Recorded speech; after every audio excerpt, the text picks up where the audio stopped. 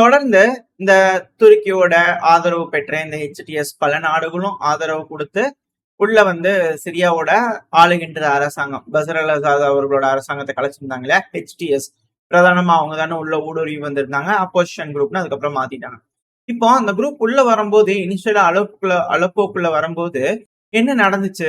ஆக்சுவலா சிரியால என்ன ராணுவமே இல்லையா? என்ன ஆச்சு? ஏன் வந்து காம்பேட் கேப்பபிலிட்டிஸை இழந்துட்டாங்களா சிரியா? என்ன ஆச்சு ராணுவத்துக்குலாம் அப்படின்ற பல கேள்விகள் இருக்கு இல்லையா? சோ அதோட அந்த பதிவுல நம்ம விட்டுருப்போம். சோ அதோட அடுத்த பார்ட் தான் இந்த பதிவு. கொஞ்சம் தெளிவா சிரியால இருக்கக்கூடிய படைகள்ல என்னென்ன, அவங்களுக்கு என்ன ஆகிருக்கலாம், ரெண்டாவது இதுக்கப்புறம் சிரியால என்ன பிரச்சனை எல்லாம் நடக்கலாம் அப்படிங்கிற ஒரு என்னோட தனிப்பட்ட கருத்துல தான் இந்த பதிவு இருக்க போகுது. அனைவருக்கும் வணக்கம். நான் உங்கள் செந்தல், இது உங்கள் செந்தல் டிஃபென்ஸ். பதிவுக்குள்ள போறதுக்கு முன்னாடி நம்ம சேனல் சப்ஸ்கிரைப் பண்ணலாம், மறக்காம சப்ஸ்கிரைப் பண்ணிக்கோங்க. சேனல் செந்தல் டிஃபென்ஸ், செந்தல் டிகோச் ரெண்டு சேனல்ல போடக்கூடிய வீடியோ பதிவுகளும் நோட்டிபிகேஷனா வாட்ஸ்அப் சேனல் வந்து பாத்தீங்கன்னா நோட்டிபிகேஷன் வந்துடும். ஸோ வாட்ஸ்அப்போட சேனல் லிங்கையும் டிஸ்கிரிப்ஷன்ல கொடுத்துறேன், அதையும் சப்ஸ்கிரைப் பண்ணிக்கோங்க. எனக்கு கொஞ்சம் மோட்டிவேஷனா இருக்கும் இது போல தொடர்ந்து பதிவுகள் போறதுக்கு. உங்களோட அன்பு ஆதரவு எனக்கு எப்ப இருக்கணும் நம்பிக்கையில பதிவுக்குள்ள போயிடலாம். ஹெச்டிஎஸ் ஓட ஸ்ட்ரென்த் என்ன? அதான் இந்த ஹைரியத் தஹ்ரீர் அல்-ஷாம் இருக்காங்க இல்லையா, அந்த தீவிரவாதிகளோட இப்போ வந்து அவங்க அப்படிங்கிற சொல்ல முடியாது. ஏன்னா சிஎன்ஏ அவங்க எல்லாம் வந்து நல்லவங்க அப்படிங்கிறத பேட்டி கொடுத்துட்டு இருக்காங்க, ஸ்ட்ரீம்லாம் பண்ணிட்டு இருக்காங்க. ஸோ வந்து நம்ம அவங்களை அப்படிலாம் சொல்லிட முடியாது. ஹெச்டிஎஸ் அமைப்பு இருக்காங்க இல்லையா, அவங்களோட ஸ்ட்ரென்த் என்ன அப்படிங்கிறது வந்து பாத்தீங்கன்னா நம்ம முதல்ல தெரிஞ்சுக்கணும். அதிகபட்சம் 15,000 இருந்து 20,000 இருக்கலாம் அப்படிங்கிறதோட சொல்லப்பட்டு வருது. நீங்க அபிஷியல் டேட்டாலாம் எடுத்து பாத்தீங்கன்னா 15,000 20,000 இதுதான் அவங்களோட டேட்டாஸா இருக்கு. ஸோ இதுல இனிஷியலா அலோப்போக்குள்ள வரும்போது மொத்தம் 15,000 படையும் அப்படியே ஒரு சார் அனுப்பிடுவாங்கன்னு கேட்டா பண்ண மாட்டாங்க. அப்படி பண்ணாங்கன்னா ஏர் ஸ்ட்ரைக் ரஷ்யா பண்ணிட்டு இருந்தாங்க, மொத்தமா எல்லாத்தையும் முடிச்சு விட்டுருப்பாங்க, கொஞ்சம் கொஞ்சமா தான் அனுப்பியிருப்பாங்க. மேபி இந்த ஆபரேஷனுக்கு அலுப்போ பிடிக்கிறதுக்கு மட்டும் ஒரு 5,000 வீரர்களை அலோகேட் பண்ணிருக்கலாம் அப்படிங்கிறது என்னோட ஒரு தனிப்பட்ட கருத்து. 5,000 வீரர்களை கூட ஏத்து சண்டை பிடிக்கிறதுக்கு சிரியால ஆளுங்க இல்லையா? ஏன்னா யாருமே சண்டை பிடிக்கல, ஆளுங்க இல்லையா அப்படின்ற கேள்விகள் வருது இல்லையா? சோ இதுக்கான பதில் நம்ம சிரியாவோட ஸ்ட்ரென்த் என்ன அப்படிங்கிறது பார்க்கணும். அபிஷியலா வந்து பாத்தீங்கன்னா 2 லட்சத்தை சொச்சோம், நம்ம 2 லட்சம் வச்சுக்கோம். சோ 2 லட்சம் படை வீரர்கள் இருக்கக்கூடிய ஸ்ட்ரென்த் இருக்கக்கூடிய சிரியன் அரப் ஆர்மினால 5,000 வீரர்கள் உள்ள வந்திருக்காங்களே சண்டை பிடிக்க முடியலையா அப்படின்ற ஒரு கேள்விகள் வருது இல்லையா? சோ இங்கதான் வந்து இந்த 2 லட்சம் வீரர்களுக்காக கரப்ஷன், பைப்ரே, அது இது லொட்டு லொஸ்க்குன்னு என்ன வேணா சொல்லிக்கலாம். அதுல ஏகப்பட்ட பேர் வந்து பாத்தீங்கன்னா பேக் ஸ்டாபிங் பண்ணிட்டாங்க, விட்டுட்டு ஓடிட்டாங்க அப்படிங்கிற சொல்லிக்கலாம். இதுல ரொம்ப ரொம்ப லாயலிஸ்டான போர்சஸ் அப்படிங்கிற சொல்லுவாங்க இல்லையா, பஷர் அல் அசாத் அவர்களுக்கும் சரி அவங்க அப்பாக்கும் சரி. இது போல இந்த அலப்போ சிவில் வாரெல்லாம் வந்து பாத்தீங்கன்னா ரொம்ப வீர தீர சாகசம் புரிஞ்ச பிரிகேட்ஸ் அப்படிங்கிறது போல இருப்பாங்க இல்லையா. அதுல நான் 2 மட்டும் நான் உங்களுக்கு உதாரணத்துக்கு எடுத்துட்டு வந்து சொல்றேன். இதுல சிரியாவோட 25வது ஸ்பெஷல் மிஷன் போர்ஸ் டிவிஷன், இந்த டிவிஷனை நீங்க சர்ச் பண்ணி பாத்தீங்கன்னாலே தெரியும் எந்த அளவுக்கு சண்டை பிடிச்சிருக்காங்க, அலப்போல மீட் எடுத்திருக்காங்க, ஃபியர்ஸ் பேட்டில் எந்த அளவுக்கு இவங்க லாயலா இருப்பாங்க அசாத்க்கு அப்படிங்கிறது போல அவங்களால தெரிஞ்சுக்க முடியும். சமீபத்துல இருக்கக்கூடிய கமெண்ட் எல்லாம் சேஞ்ச் பண்ணாங்க, ஏகப்பட்ட சர்ச்சைகளா இருக்கு. பட் இருந்தாலும் இந்த ட்ரூப்போட ஸ்ட்ரென்த் எவ்வளவு அப்படின்னு கேட்டீங்கன்னா 15,000 இருந்து 20,000 நம்ம குறைச்சி வச்சுக்கலாம். 15,000 ஏன்பா 5,000 வீரர்கள் அங்க வந்திருக்காங்க, இதுல இந்த 15,000 வீரர்கள்னால முட்டு கொடுக்க முடியலையா? அது மட்டும் இல்லாம இந்த 15,000 வீரர்கள் வந்து ஆக்சுவலா 20,000, நான் 15,000 சொல்றேன், குறைச்சு சொல்லிடலாம் ஏன்னா ஓகேங்களா.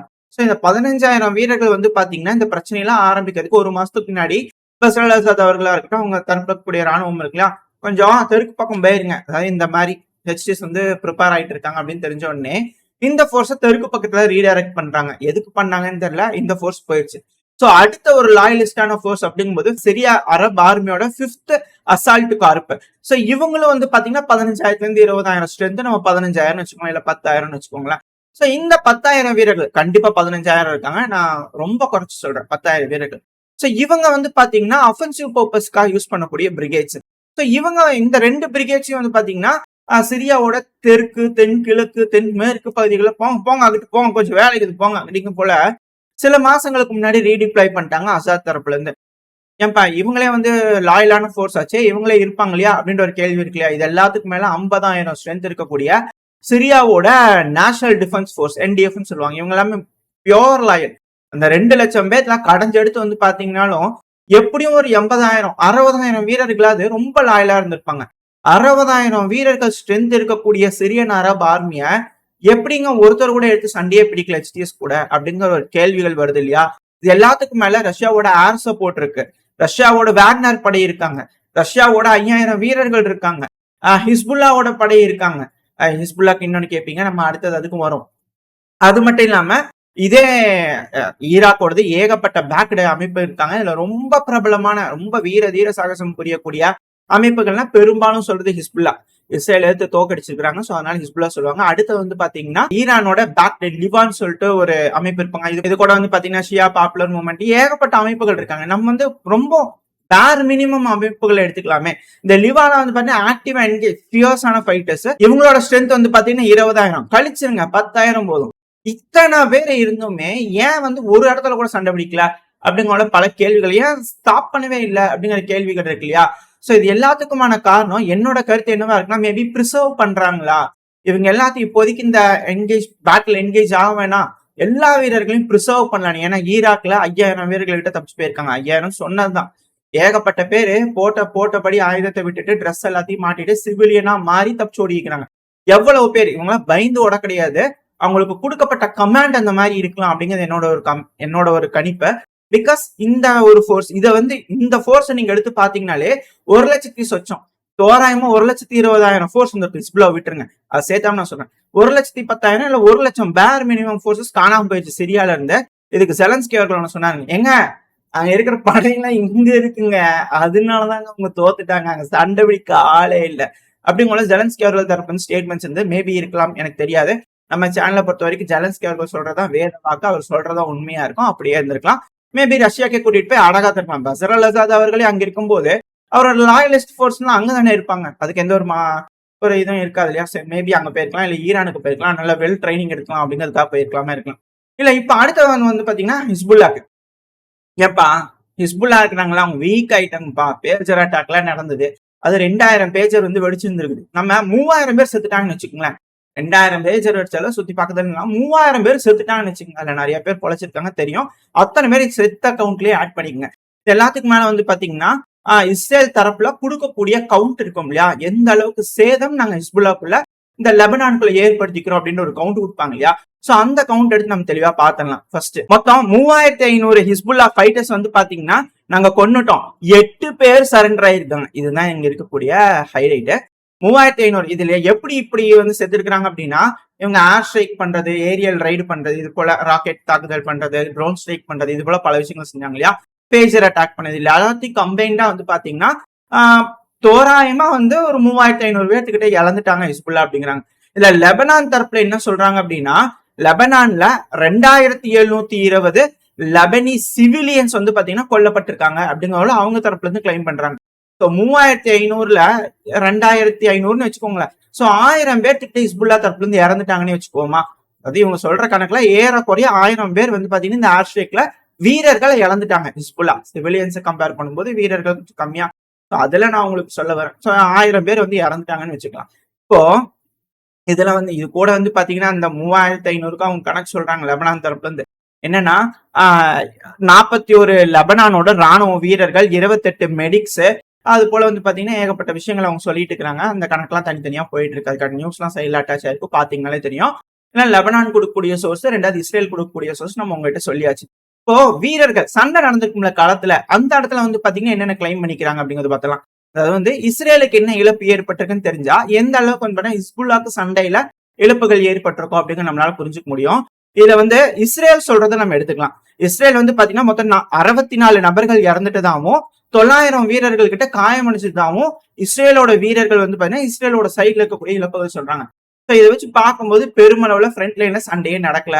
இவங்க உள்ள போயிருந்திருக்கிறாங்க, லெபனான்குள்ள போகும்போது ஹிஸ்புல்லா டஃப் சண்டை கொடுப்பாங்கன்னு நினைச்சிருக்காங்க, ஆனா சண்டையே பிடிக்கல.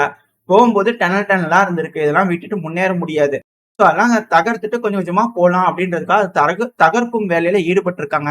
ஸோ அதனால டிலே ஆயிருக்கு. மற்றபடி இது எல்லாமே எப்படி சிரியாக்குள்ள இப்போ டமாஸ்கஸ்க்கு வெறும் 20 கிலோமீட்டர்ல போய் நிக்கிறாங்களோ அதே போலதான் இங்க வந்து பாத்தீங்கன்னா ஓப்பன் கிரவுண்டா இருக்குது, இங்க உள்ள போயிருக்காங்க. எல்லாம் டனலா இருக்கு, பின்னாடி வந்து அடிச்சிடுவாங்கன்னு சொல்றதுக்காக கிளீன் பண்ணிட்டு இருக்காங்க.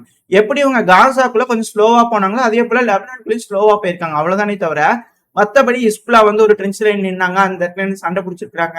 இவங்க போனாங்க, சுத்தி வளைச்சு பெருமளவுல கன் ஃபைட் நடந்து அங்க இருக்கிறவங்களை நியூட்ரலைஸ் பண்ணி பிடிச்சிருக்காங்கன்னு எந்த ஒரு இடத்தையும் சண்டை நடக்கவே இல்லை.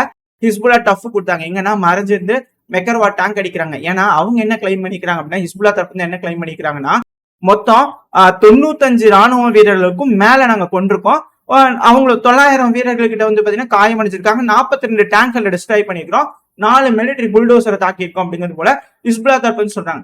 இவங்களோட தரப்புல கொடுக்கக்கூடிய விஷயங்கள் பார்க்கும்போது 40 டேங்க் கிட்ட தான் டார்கெட் பண்ணிக்கிறாங்கன்னா ஒரு 80 டேங்க் கிட்ட வந்து பாத்தீங்கன்னா குறி வச்சிருப்பாங்க, அதுல 40 வந்து அடிச்சிருப்பாங்க அப்படிங்கிற வச்சுக்கலாமா. சோ பெருமளவுல ஃபைட்டர்ஸ் எல்லாம் இன்வால்வ் பண்ணவே இல்லை. சோ இப்போ ஒரு விஷயம் தெரிஞ்சுக்கணும், ஹிஸ்புல்லாவோட ஸ்ட்ரென்த் என்னப்பா அப்படின்னு கேட்டீங்கன்னா, மினிமம் பேர் மினிமம் 20,000 இருந்து 1,00,000 பேர் வரைக்கும் இருக்கலாம்னு சொல்லாங்க. அதுவும் நசரல்லா அவர்கள் இருக்கா இல்லையா, அவரு கொடுத்த ஸ்டேட்மெண்ட் படி 1,00,000 ஹிஸ்புல்லா ஃபைட்டர்ஸ் ரெடியா இருக்காங்க அப்படின்னு இருக்காங்க. ஆக்டிவ் பர்சன்ஸ் இருப்பாங்க, ரிசர்வ்ஸ் இருப்பாங்க.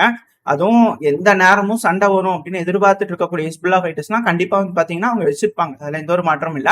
ஒரு 80,000 பேரு இல்ல வேண்டாங்க ஒரு 50,000 பேர் வச்சிருப்பாங்களா, நீங்க ஒரு 2,000 3,000 பேர் இறந்ததுக்கு 50,000 ஸ்ட்ரென்த் இருக்கக்கூடிய ஹிஸ்புல்லா வந்து வீக் ஆயிடுச்சுன்னு சொன்னா இது எப்படிங்க நம்ப முடியும்? பெருமளவுல சண்டை நடந்து ஏதாவது நடந்திருந்தா நம்ம ஒத்துக்கலாம், அவங்க இதா இருக்கிறாங்கன்னு சொல்லிட்டு. தலைவர்கள் இறந்திருக்காங்க, அதை நம்மளால புரிஞ்சுக்க முடியுது. பட் ஆனா அவங்க தலைவர்கள்ங்கிறவங்க இன்ஸ்ட்ரக்ஷனை ஃபாலோ பண்றவங்க தான். அவங்க தான் மிக முக்கியமான ஒரு முடிவெடுத்து செய்யணும், ஆப்ரேட் பண்ணுன்ற ஆளும் கிடையாது. இவங்களோட தலைவர்கள் யாருன்னா ஈரான். ஈரான்ல இருக்கக்கூடிய அதிபர், சுப்ரீம் கமாண்டர் இவங்களெல்லாம் தாக்கி அழிச்சு அங்க ஒரு ரெஜிம் சேஞ்ச் கொண்டு வந்தாதான் ஹிஸ்புல்லாவை நியூட்ரலைஸ் பண்ணிட்டாங்கன்னு சொல்ல முடியும். அதை விட்டுட்டு இங்க இருக்க நசரல்லா அவர்கள் இறந்துட்டாங்க, அதனால ஹிஸ்புல்லா வீணா போயிடுச்சுன்னா யாராலையும் சொல்ல முடியும். அவங்க சும்மா இன்ஸ்ட்ரக்ஷனை ஃபாலோ பண்ற ஆளுங்க தான். அது இவங்க இல்லைன்னா அடுத்த ஒரு ஆளு, இவங்க இல்லைன்னா அடுத்த ஒரு ஆளுன்னா ஆல்ரெடி வச்சிருப்பாங்க. எல்லாம் வச்சு பார்க்கும்போது அவங்க வீக் ஆயிட்டாங்க, நியூட்ரலைஸ் பண்ணிட்டாங்கன்றது எந்த ஒரு விதத்திலையும் மிலிட்டரி டேர்ம்ஸ்ல யாராலையும் ஏத்துக்க முடியாது. நான் 50,000 வீரர்கள் கிட்ட 2,000 பேர் தான் இருந்திருக்காங்கன்னா அது நியூட்ரலைஸ்டும் கிடையாது, டெஸ்ட்ராய்டும் கிடையாது, இதுவும் கிடையாது. அது என்னோட தனிப்பட்ட கருத்து. மேபி உங்களுக்கு மாற்று கருத்துக்கள் இருக்கலாம். சோ இவங்க எங்கதான்ப்பா போனாங்க, என்ன ஆச்சு இவங்களுக்குலாம் அப்படின்ற கேள்வி இருக்கு. இதெல்லாம் ஷியா பாப்புலர் மூவ்மெண்ட் அதெல்லாம் நான் சேர்த்தவே கிடையாது. இத வீரர்களோட தொகையை வச்சு பார்த்தாலே சிரியாக்குள்ள முட்டு கொடுக்கறதுக்கு இன்னும் வேக்னார்லாம் சேர்த்தல இன்னும். சோ இதெல்லாம் வச்சு நீங்க பாத்தீங்கன்னாலே 1,40,000 1,50,000 வீரர்கள் கிட்ட சிரியால வந்து முட்டு கொடுத்துருக்கலாம். ஆனா சண்டையே பிடிக்கல, இவங்க எல்லாம் ப்ரிசர்வ் பண்ணியிருக்காங்க. அதுக்கான காரணம் மேபி இவங்க எல்லாரும் டிராப்பை வெட்டி விட்டு போயிட்டாங்களா அப்படின்ற ஒரு சந்தேகம் எனக்குள்ள வந்திருக்கு. என்னப்பா டிராப் அப்படின்னு கேட்டீங்கன்னா, இந்த இடத்துல இருக்கக்கூடிய பிளேயர்ஸை நம்ம தெரிஞ்சுக்கணும். இப்போதைக்கு யார் யார் இருக்காங்க, துருக்கி, America, Israel, Qatar, Saudi. So இந்த ஏரியால இவங்க எல்லாம் இருக்காங்க, ஈரான் இருக்காங்க. இப்போ எல்லா டைமும் பிரச்சனை நடக்குது அப்படிங்கும் போது சும்மா ரஷ்யாவும் ஈரானும் வந்து ஏன்ப்பா எல்லாம் வாங்க ஒண்ணு கூடுங்கன்னு எல்லா பக்கம் நின்று கூப்பிட்டுட்டே இருந்தா யாரும் கண்டுக்கிற மாதிரி தெரியல. இப்ப எதுக்கு நாங்க இங்க இருக்கணும், நாங்க கிளம்பிடுறோம். இதுல உங்களுக்கு இன்னொன்னு வந்திருக்கும். அப்ப மெடிட்ரேனியன் சீல வந்து ரஷ்யாவுக்கு வந்து பேஸ், நேவல் பேஸ் யார் பேஸ்னா கிரவுன் ஜுவல் ஆச்சேப்பா, வீணா போச்சா, எல்லாம் இவ்வளவு வருஷம் கட்டி காத்தது எல்லாம் வீணா போச்சா அப்படின்ற ஒரு கேள்வி வந்திருக்கும். ஒன்னும் பிரச்சனை இல்லை, நாங்க ரெடி பண்ணியாச்சு, ஆல்ரெடி அடுத்த ரெடி பண்ணியாச்சுங்க. நாங்க மெடிட்ரேனியன் சீல எங்களோட ஆளுமை செலுத்துறதுக்கு வழியை ரெடி பண்ணியாச்சு அப்படிங்கிற ரஷ்யா கிட்ட இருக்கும். ஏன் அப்படின்னு கேக்குறீங்க அப்படின்னா, இதே மெடிட்ரேனியன் சீல அல்ஜீரியா தங்களை அன்புடன் வரவேற்கிறது அப்படிங்கறதுல ரஷ்யாக்கு ரெடியா இருப்பாங்க. ஒன்னும் பிரச்சனை இல்லை, நான் சொல்றது இப்ப நீங்க மேப்ல மார்க் பண்ணி பார்த்தாலே தெரியும். மெடிட்ரேனியன் சீல அல்ஜீரியா, அப்படியே கொஞ்சம் கீழே இறங்கணும்னா செங்கடல்ல வந்து பாத்தீங்கன்னா சூடான். ஏன்னா சூடான் செல்வார்ல அரசப்தான் ஜெயிக்கிற மாதிரி இருக்கு. சூடான்ல வந்து பாத்தீங்கன்னா கண்டிப்பா போட்டா ரஷ்யா வச்சே தீர்வாங்க, அதுல எந்த ஒரு மாற்றமும் இல்ல. மேல வந்து பாத்தீங்கன்னா எஜிப்து, ஜூயிஸ் கால்வாயே ஆல்ரெடி பிரிக்ஸ் கால்வாயா மாறிச்சு. அவங்க பிரிக்ஸ்ல இருக்கக்கூடிய ஒரு நேஷன், எந்த ஒரு பிரச்சனையுமே நம்ம ரஷ்யாவுக்கு தேவையில்லை. அடுத்து அவங்களும் சூடான்ல பிரச்சனைனாலும் அடுத்த கீழே வந்து யமன், சவுதிஸ் இருக்காங்க, அவங்க பாத்துக்காங்க. அவங்க இப்போ வரைக்கும் செங்கடல எந்த அளவுக்கு வச்சிருக்காங்க அப்படிங்கிறது தெரியுது. அப்படியே நம்ம பெர்ஷியன் கல்ஃப் வந்தா ஈரான், ஈரானுக்கு மேல காஸ்பியன் சீல ராஜா இப்போதைக்கு ரஷ்யா தான். மேல வந்து பாத்தீங்கன்னா ரஷ்யாவுக்கு டேரக்டா போட்டிருக்கு. வெல் பிளான்டா, வெல் பர்ஃபெக்டா, அவங்களுக்கு எந்த ஒரு இடத்துலயும் ஸ்ட்ராட்டஜிக்கலி எந்த ஒரு வீழ்ச்சியும் ரஷ்யா கிடையாது. டாடா பாய் பாய், நீங்களே பாத்துங்க அப்படிங்கறத அவங்க கிளம்பிருப்பாங்க. இப்ப உங்களுக்கு ஒரு கேள்வி வந்திருக்கும், அல்ஜீரியால எப்படிப்பா அப்படிங்கிற கேள்வி இருக்கு இல்லையா. அல்ஜீரியா கீழே தான் மாலி, நிஜர், புர்கினா ஃபாசோ, ஸ்ட்ராங்கான அலையன்ஸ் ரஷ்யாக்கு ஆதரவா இருக்காங்க. இதுக்கு மேல என்ன வேணாலும் இந்த பகுதியில ரஷ்யா நினைக்கிறத செய்ய முடியும், எந்த ஒரு மேற்குலக நாடுகளை வேணாலும் ஆட்டி பாத்திர முடியும். அந்த அளவுக்கு ஸ்ட்ராங்கான பிரசன்ஸ் இந்த பகுதியில மெடிட்ரேனியன் சீல வந்து பாத்தீங்கன்னா ரஷ்யா கிடைச்சிச்சு. சோ இப்ப அந்த இடத்துல போறதை பத்தி ரஷ்யா எந்த ஒரு ஃபீலிங்ஸும் கிடையாது, அவங்களுக்கு எந்த ஒரு லாஸும் கிடையாது. அதை பத்தி அவங்க யோசிக்க போறதும் கிடையாது. எனக்கு தெரிஞ்சு அங்க பேச வச்சுக்கவே மாட்டாங்க முதல்ல ரஷ்யா. முடிஞ்ச வரைக்கும் எல்லாத்தையும் இவாக்குவேட் பண்ணிட்டு கிளம்பிடுவாங்க. சில பல ஆயுதங்கள்லாம் இருக்கு, அதெல்லாம் ஒரு வேலை அமெரிக்கா கட்டுப்பாட்டுக்குள்ள போயிருமா அப்படிங்கிற ஒரு பயம் இருக்கலாம், அதுக்காக அங்க இருக்கலாம். முடிஞ்ச வரைக்கும் இவாக்குவேட் பண்ணிட்டு அழிக்கலாம். அழிச்சதுக்கு அப்புறம் மேபி ரஷ்யா இந்த பயில இருந்து கிளம்பிடுவாங்க அப்படிங்கிறது என்னோட தனிப்பட்ட கருத்து. சரி, இவங்க ஏன் ஃபைட் கொடுக்காம இங்க இருந்து தப்பிச்சு போறாங்க, ஏன் வந்து ப்ரிசர்வ் பண்றாங்க அப்படின்னா, கண்டிப்பா இந்தியாவா இருக்கட்டும், சீனாவா இருக்கட்டும், எல்லாத்தையும் வந்து சீண்டதான் போறாங்க. எல்லாருமே வந்து பாத்தீங்கன்னா முடிஞ்ச வரைக்கும் டைமை இழுக்குறாங்க. இப்போ களத்தை பொறுத்த வரைக்கும் இது அமெரிக்காவுக்கு 2வது ஃப்ரண்ட். ஒன்னு வந்து பாத்தீங்கன்னா உக்ரைன், இப்ப இந்த இடத்துல சிரியாங்கிறது 2வது ஃப்ரண்டா அமெரிக்காவுக்கு ஓப்பன் ஆயிடுச்சு, ஆக்டிவா நடந்தான் தீரும். ட்ரம்ப் அவர்கள் வந்து உக்ரைன்ல வந்து பிரச்சனையை முடிக்கலாம் அப்படின்னு யோசிச்சாங்கன்னா அதெல்லாம் நடக்கவே நடக்காது. அவரால முடிக்கவும் முடியாது. பிகாஸ் ஏன்னா யூரோப்ல இருக்கிறவங்க யாருமே அதை ஒத்துக்க மாட்டாங்க. ஸோ கண்டிப்பா அதை கன்டினியூ பண்ணி தான் ஆகணும். ஸோ யூரோப்ல வந்து பாத்தீங்கன்னா உக்ரைன்ல ஒரு ஃப்ராண்ட் இருக்கு, அமெரிக்காக்கு இப்போ வந்து சிரியால இன்னொரு ஃப்ராண்ட் இருக்கு, அடுத்து பங்களாதேஷ் லைன் அப்ல ரெடியா நிக்கிறாங்க. ஒன்ஸ் ஒன்ஸ் நம்ம மேல கை வைக்கிறாங்க அப்படிங்கிற போது ஒரு விஷயம் நடக்குது அப்படிங்கும் போது பங்களாதேஷ் நம்ம கூட, ஏன்னா இப்போ வந்து பாத்தீங்கன்னா கொல்கத்தால வந்து அவங்களும் கிளைம் பண்ணுவாங்களாமா, அதுவும் இந்தியா கிட்ட இருந்து புடுங்கிக்குவாங்களாம். ஸோ வேடிக்கையான விஷயங்கள்லாம் நிறைய பேசுவாங்க. ஆசைகள் இருக்கத்தான் செய்யுது, அது இருக்கத்தான் செய்யும், அதுல எந்த ஒரு மாற்றமும் இல்லை. ஸோ ட்ரை பண்ணட்டுமே. சரி, அவங்க வராங்க இல்லையா, லைன் அப்ல நிக்கிறாங்க இல்லையா, ஸோ அவங்க வரட்டும். ஸோ ஒன்ஸ் அது நடக்கும்போது சீனா கண்டிப்பா தைவான் அடிப்பாங்க. பிகாஸ் அந்த டைம்ல இந்தியாவை சைனாக்கு எகெயின்ஸ்டா திருப்ப முடியாது யாராலையுமே. நம்மளுக்கு சீனா அந்த டைம்ல உதவி தேவை, சீனாக்கு அந்த டைம்ல நம்ம உதவி தேவை. ஸோ அந்த ஒரு டைமுக்காக சீனா மேபி வெயிட் பண்ணலாம். இப்போ ஒன்ஸ் வந்து பாத்தீங்கன்னா பங்களாதேஷ் பெருமளவில் ஏதோ ஒரு பிரச்சனையை யாரையும் கூப்பிடுறாங்க, ஏன்னா பிரிக்ஸ்ல வந்து இந்தியாவை மட்டும் புடுங்கி எடுத்துட்டாங்கன்னா பிரிக்ஸ் ஆட்டோமேட்டிக்கா கொலாப்ஸ் பண்ணிட முடியும் மேற்குலகத்தினால. ஏன்னா ட்ரம்ப் அவர்களுக்கு அது மிக முக்கியமா தேவைப்படுது. பிரிக்ஸ் கரன்சி பிரிக்ஸ் நாடுகள்ல ஒருங்கிணைச்சிட்டாங்கன்னா சிக்கலா போயிடும். ஸோ அந்த ஒரு காரணத்தினால தான் இந்த விவேக் ராமசாமி அவர்கள் தரப்புல இருந்து நான் சொல்லிட்டு இருந்தேன், இந்த பிரசிடென்ட் கேண்டிடேட் தரப்புல இருந்து. ஸோ அதுதான் என் மைண்டுக்குள்ள ஓடிட்டே இருந்தது. ஸோ அந்த விஷயத்த வச்சு பார்க்கும்போது உங்களுக்கு தெரியும், ஒரு 6 மாசம் 7 மாசம்னு நினைக்கிறேன், அந்த டைம்ல ஒரு பாயிண்ட் சொல்லியிருப்பேன். இந்த மெக்சிகோக்குள்ள வந்து பாத்தீங்கன்னா ஊடுருவிட்டு இருக்காங்க, மெக்சிகோ வழியா அமெரிக்காக்கு ஊடுருவிட்டு இருக்காங்க. மேபி நாங்க கார்டல்ஸ் மேல வந்து பாத்தீங்கன்னா போர் தொடுக்க போறோம் அப்படின்னு சொல்லி அமெரிக்கா அவங்களோட ஆளுமை காட்டுறதுக்காக திரும்ப மெக்சிகோ மேல போர் தொடுத்தாலும் ஆச்சரியப்படுறதுக்கு இல்ல. என்டையர் நார்த் அமெரிக்காவே அமெரிக்காவா ஆகணும்னு ஆசைப்படுறாங்கன்னு நான் அந்த டைம்ல நான் உங்களுக்கு சொல்லியிருப்பேன். இப்போ ட்ரம்ப் அவர்கள் வெளிப்படையாவே அதை சொல்ல ஆரம்பிச்சாரு. 6 மாசம் 7 மாசத்துக்கு முன்னாடி நம்ம சொன்னது இப்போ உங்களுக்கு அது மேட்ச் ஆயிருக்கும் அப்படிங்கிற நான் நம்புறேன். வீட்டுக்கிறதுக்காக சொல்றேன்னு நினைச்சுக்காதீங்க, அதுக்காக தான் சொல்றேன், வேற எதுக்காக இல்ல. தொடர்ந்து பாக்குறவங்களுக்கு தெரியும், நம்ம அந்த டைம்ல சொல்லும் போது அது ஏதோ இருக்கிற மாதிரி தெரியும். பட் ஆனா இப்போ உங்களுக்கு அந்த விஷயம் ட்ரம்ப் அவர்களோட மனசுல இருக்கிறத நம்ம 7 மாசத்துக்கு முன்னாடியே சொல்லிட்டோம் அப்படிங்கிறது இருக்கும் இல்லையா, சொந்த ஒரு காட்டுக்காக. மற்றபடி இதுல இப்ப நம்ம லைனா அடுத்தது இங்க இருக்கக்கூடிய விஷயங்கள் பார்க்கலாம். இப்போ ரஷ்யாவும் சரி ஈரானும் சரி இங்க ப்ரிசர்வ் பண்ணி அவங்க வெளியே வந்து சும்மா சிம்பிளா ஸ்டெப் டவுன் பண்றாங்கன்னா என்ன நடக்கும் அப்படின்ற ஏகப்பட்ட விஷயங்கள் இருக்கு இல்லையா. ஏன்னா அதை தெரிஞ்சுக்கிட்டாங்க இவங்க ஸ்டெப் டவுன் பண்ணாங்களா அப்படிங்கிற விஷயத்த நம்மளால புரிஞ்சுக்க முடியும். ஸோ அதை நம்ம அடுத்த பதிவுல பார்க்க ஆரம்பிச்சிடலாம். இதோட இந்த பதிவு நான் முடிச்சுக்கலாம். இந்த பதிவு எப்படி இருந்துச்சு, உங்களுக்கு பிடிச்சிருக்கா, பிடிச்சினா லைக் பண்ணிட்டு உங்க ஃப்ரெண்ட்ஸ் அண்ட் ஃபேமிலியோட ஷேர் பண்ணிக்கோங்க. அது கூட மறக்காம இந்த பதிவு பற்றி உங்களோட கருத்துக்களை கமெண்ட் செக்ஷன்ல சொல்லுங்க. இந்த பதிவு பிடிச்சிருந்தா நம்ம சேனலை சப்ஸ்கிரைப் பண்ணலாம், மறக்காம சப்ஸ்கிரைப் பண்ணிக்கோங்க. சேனல் இந்த டிஃபென்ஸ் இந்த டிகோஸ் ரெண்டு சேனலுக்குமே உங்களோட அன்பு ஆதரவு இருக்குன்ற நம்பிக்கையில இந்த பதிவு நான் முடிச்சுக்கலாம். இந்த பதிவு நல்லா இருக்குன்ற நம்பிக்கையில அடுத்த பேர் உங்களை சந்திக்கிறேன். அது வரைக்கும் ஸ்டே சேஃப், பை.